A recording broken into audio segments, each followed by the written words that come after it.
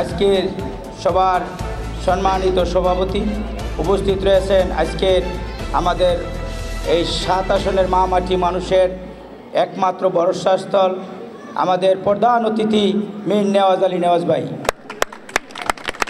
আমি আজকে আপনাদেরকে এমন একটি কথা পরিচয় করে দিতে চাই।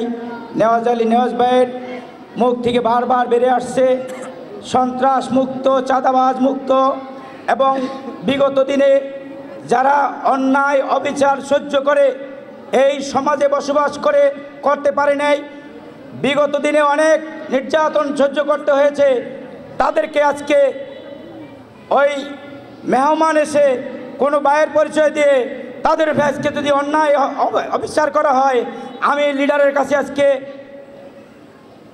আমার এই সকলের পক্ষ থেকে আমি বিচার দিয়ে গেলাম যে আপনি পরিষ্কারভাবে সেটাকে তল্লাশি করে দেখে তার ব্যবস্থা নেবেন। প্রিয় সংগ্রামী সাথী বন্ধুরা, আপনারা যারা 17টি বছর মাঠে এবং জেলে যেভাবে কষ্ট করেছেন, তার প্রতিফলন হিসেবে আমাদের vice chairman active chairman Tarique Rahman বলেছেন তাদেরকে সম্মানিত করা হবে, তাদেরকে সংগঠনে মূল্যায়ন করা হবে এবং মা-মাটি মানুষের খেদমত করার জন্য, মা-মাটি মানুষের পাশে থাকার জন্য তাদেরকে দায়িত্ব দিবেন।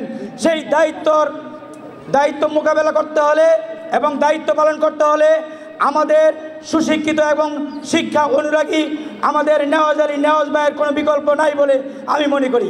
প্রিয় সংগ্রামী সাথী বন্ধুরা, আমি কোতোয়ালি সমস্ত ব্যবসায়িক বৃন্দর পক্ষ থেকে আজকে বলতে চাই, কোতোয়ালি থানা বিএনপির পক্ষ থেকে এবং আমাদের এই দুর্দিনের একমাত্র কান্ডারি আমার সহযোদ্ধা জজ সাহেবের পক্ষ থেকে আমি নেওয়াজ ভাইকে অত্যাধুনিকভাবে এবং সকলের পক্ষ থেকে আমি ধন্যবাদ জ্ঞাপন করছি আমাদেরকে সময় দেওয়ার জন্য।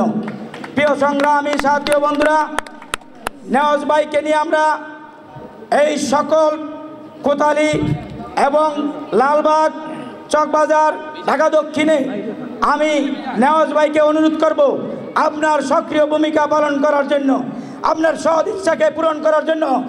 আমরা সব সময় আপনার পক্ষে আছি, পাশে আছি, বিগত দিনও ছিলাম, এখনও থাকবো, ভবিষ্যতে থাকার আশাবাদ ব্যক্ত করে আমি আমার সংক্ষিপ্ত বক্তব্য এখানেই শেষ করলাম। আল্লাহ হাফেজ।